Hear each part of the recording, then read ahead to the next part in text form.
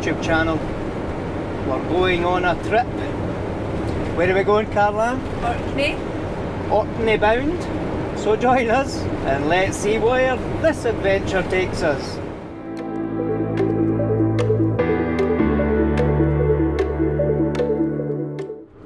Well, as we drive north and up towards the Scottish Highlands, our destination tonight is the kind of ferry port of Scrabster, which is in Thurso, right along from John O'Groats in the north of Scotland. But we've had again another fair wee journey already, with the traffic jams and hold-ups. It's been a surprise actually. I didn't expect that, especially going up north. Anyway, what we'll do is we're going to keep driving, and when we get to Scrabster, if it's still daylight, because it's going to take us about 5, maybe 5.5 hours to get there in total.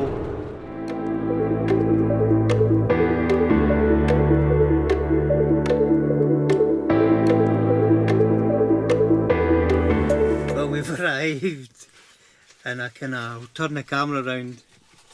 It's just like a forestry or a kind of local public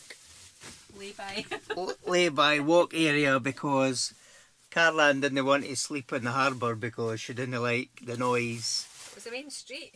Because we were right next to all the fishing boats. And then we went to a lorry car park and it just wasn't level in the middle of Thurso. So we've come out here, which is only 10 minutes away. So we're going to get settled for the night, and we'll catch up with you in the morning when we get to the ferry. Well, good morning. That's us arrived at the ferry terminal to head to Orkney. So we've got an hour to wait, so we're just going to nip inside and have a wee nosy. Yep, hopefully get a coffee. All ready for the ferry. So what we'll do is we're not going to film on the ferry, and we might try and take some photographs on the way of the views, and if we do, we'll share them with you. We're just having a wee, waiting on the coffee boiling before we get on the ferry, because we've got half an hour to wait, so we're as well just having a wee coffee. The luxury of having a van. So we'll catch up when we arrive on Orkney.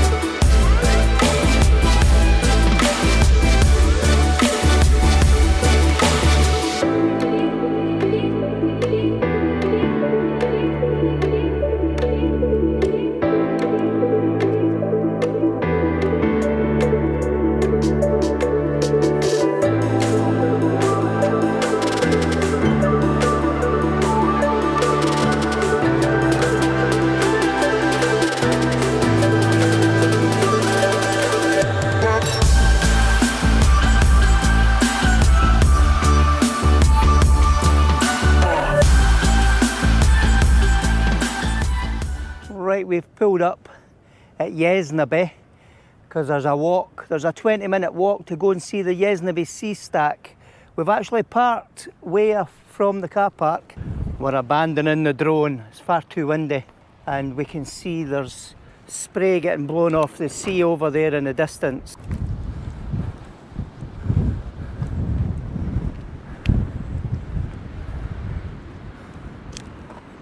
So we think where all those people are standing way over there, That must be where the sea stack is, because that's where all the paths seem to lead. Anyway, it looks like we've got quite a long walk. Caroline's lucky she's got her headband on, or she'd be losing her hair. We're going to take a wee impromptu walk to the edge of this cliff, just so we can share with you. I mean, I don't know if this is a crazy windy day, but the ferry journey we had was pretty horrendous. The ferry was up and down like a helter-skelter, and a man fell in front of us. But the guy that was serving us on the ferry says it was just a wee swell. So goodness knows what it's like when it's a big swell. But wait till I show you this. This is absolutely stunning.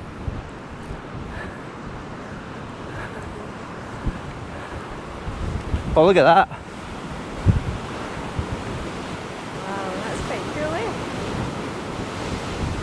Just wait for the next big wave to come through. Oh wow, look at the force of that water. Wow, that is mega impressive.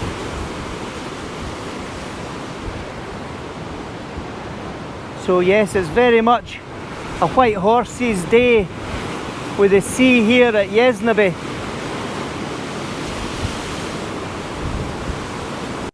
Well, we've reached the bay, and there's the Yesnaby Castle sea stack head there.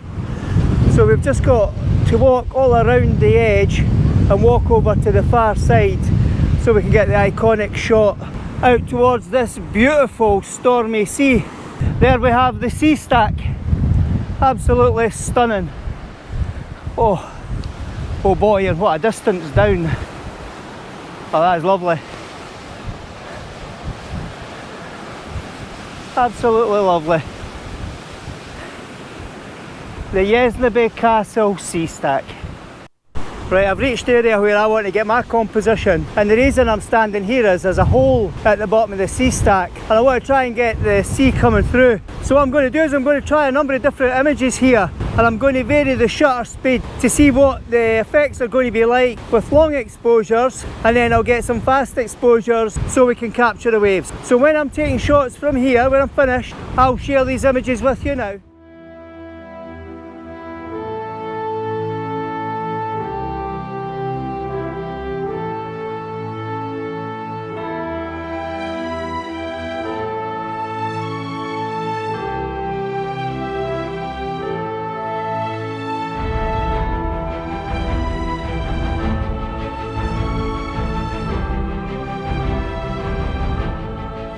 So I've come over to the front of the sea stack, and we're just going to get a different composition here, because we want to get more of the seashore in on the left hand side. When I was over there, I moved around a wee bit and I got extra shots, so I'll share them with you now, and any images I take here I'll share them with you as well.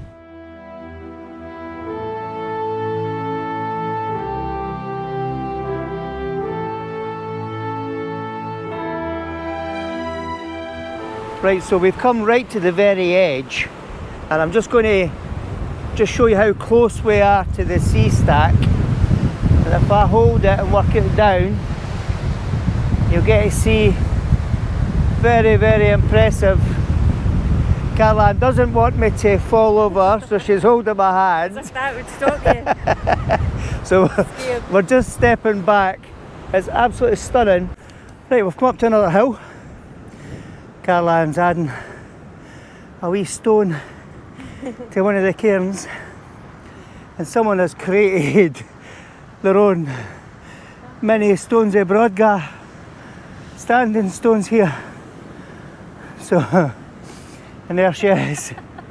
We only come up here for nosiness because there's loads of people standing, and the scenery is amazing.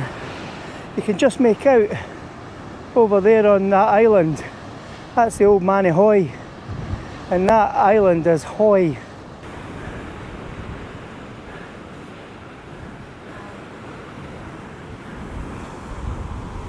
As we were walking back, we met these 4 really nice guys, and 2 of the guys live in the island, and they shared where the Puffins were. So Caroline and I have just come over, and I don't know if you can make it out, but there's a couple of puffins down there. There's a puffin sitting in the shelf up there, and there was actually another puffin flew in just now. So we've been so lucky, we've never seen puffins before. So I'm going to take 2 or 3 of these images, and if these puffin shots turn out, I'll share them with you now.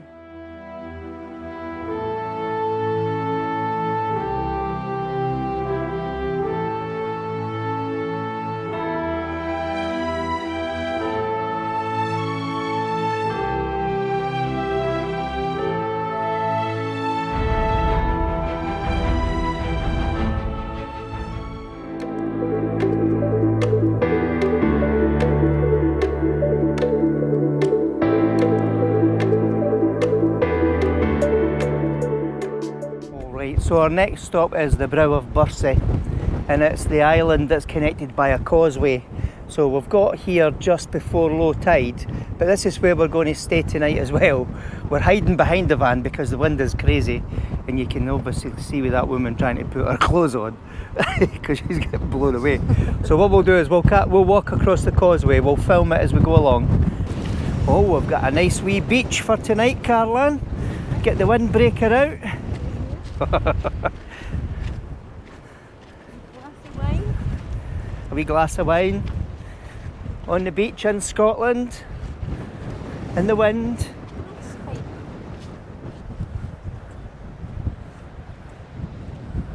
Sheltered there. Carlan's getting her wine position sorted for tonight. Oh, this is absolutely beautiful. So the Brough of Birsay was made famous. This used to be the kingdom and the throne of the Pictish kings, and that was between the 9th and the 11th centuries. And then between the kind of 8th, 9th centuries to the 11th centuries, that's where the Vikings came, and the Vikings came and dominated, and the Viking kings came here and called it their earldoms. So up the top here on the right, I believe there's ruins of the old original Pictish village, and then you've got the ruins of the Viking villages that were built on top. And at the back on the other side of the island there's a lighthouse, but also around the cliffs edges of this island are reputed to be puffins. So we're hoping to catch some puffins as well.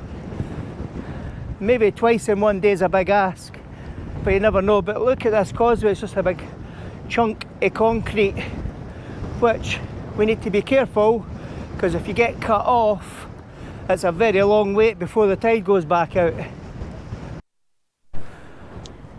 Welcome to the Brough of Birsay, and these are the ruins that the Vikings and the Picts have left. This is where they used to live. This is Carlan coming into the church. It's not a very big church.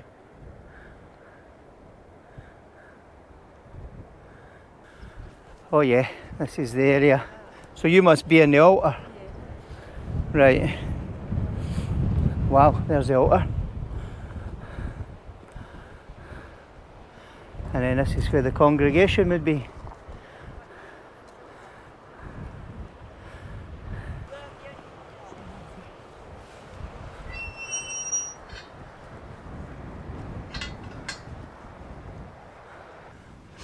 Now what we want is to go and find the puffins.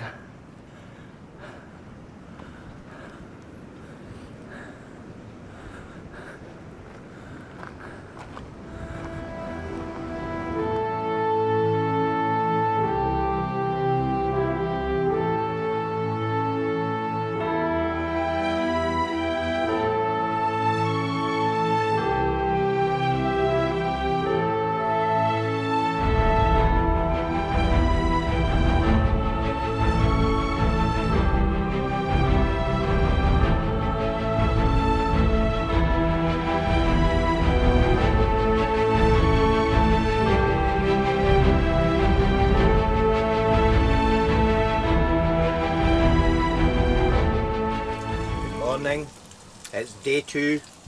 Morning. We're just getting ready, having a wee breakfast before we go. and do some more sightseeing. As you can see, we've got another beautiful day. That's the Brough of Birsay, and there's a camper who slept on the island up the top there all night. All our neighbours have left, but we've had the buses starting to pull up, so for everybody to try and get a wee sightseeing, a photograph. So we're going to have our breakfast, and then when we're all breakfast up, we'll head off and go and find our first location for the day.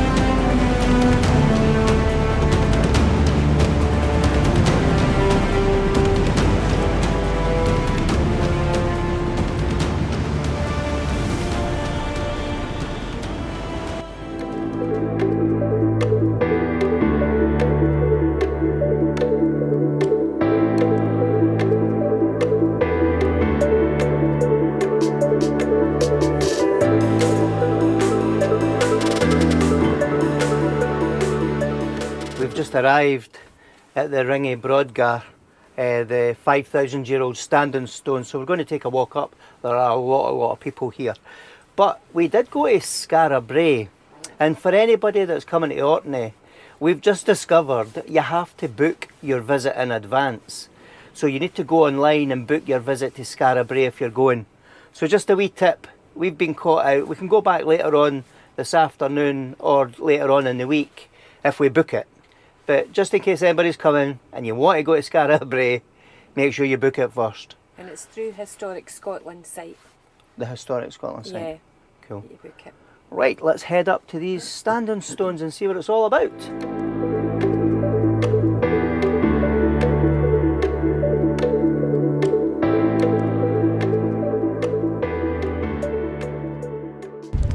Well, we just got a nice wee chat for Sandra, the ranger, who was giving us all the advice of what to see, what to look for, telling us all about the wildflowers. Told us to come back at night when nobody's here, because there's nobody here, and you get a place to yourself and it'll be really peaceful. It's really busy. There's 4,500 people in on cruise ships today in Orkney, so we're expecting it to be quite busy, but they'll all be away by tonight. Right, let's go and see these stones. Right, we've come to a wee viewpoint because you're not allowed drones here, and we've come to a wee top of a mound so we can get a high level view. And there's the Ring of Brodgar here. Very windy. Very, very windy. So as we're walking along the paths, there are hundreds of these wee yellow flowers, and Carlan's just discovered their name. What are they, Carlan? They're known as Stinking Willie, so after the Duke of Cumberland. So we've got all these stinking willies everywhere. Common ragwort to the official name. You got to have a wee bit of fun. The stones at the Ring of Brodgar come from at least 7 different locations on the mainland of Orkney. The ditch around the ring was cut from the bedrock. It is up to 4 metres deep and 10 metres wide. About 4,700 metres of rock was removed. We don't know how long it took to construct the monument. The ditch alone is estimated to have taken 80,000 hours, which is the work of 100 people working 10 hours a day for 80 days. But it may have been done over a longer period of time with less people. As we walk around the perimeter of the Brodgar stones, we're just going to take our time and then head back to the van and find the next location, wherever that might be. Yep. Because we're just chilling and taking our time. I'm having a lovely time.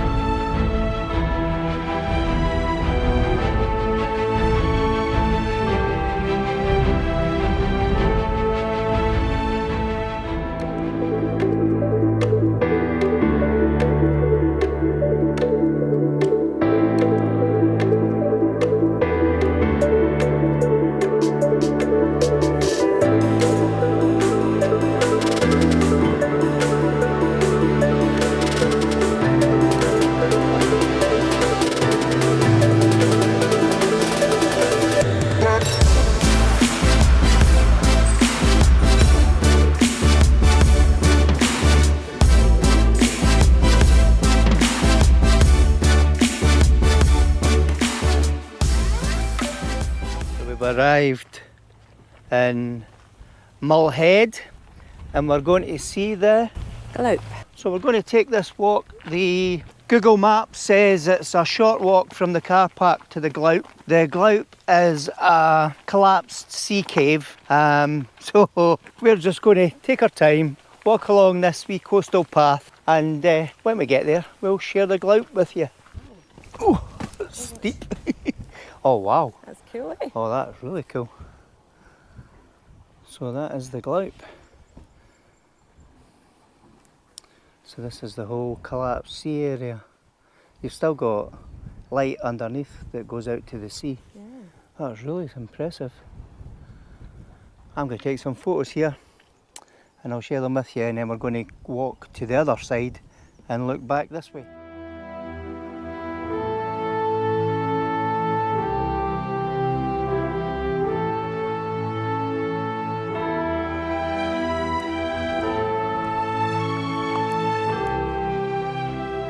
So we're now at the other end of the Gloup.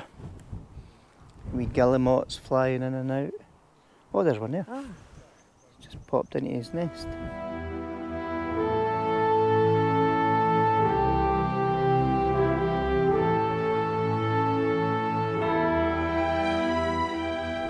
Well, we've had a nice wee nosy around the Gloup, and we put the drone in, so I'll share some drone footage with you as well. We're just heading back to the van, and our next stop's going to be Kirkwall.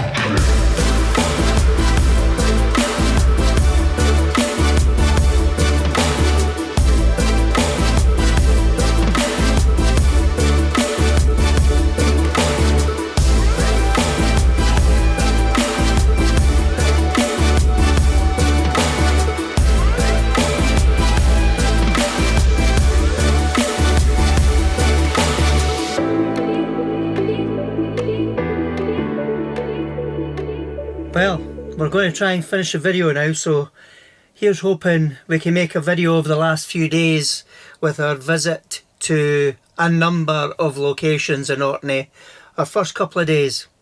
So here's hoping we can make a video. If you like it, please give it a thumbs up. If you haven't subscribed, please do, because you know it's free. And if you press the bell notification, that will let you know the next time I post a video.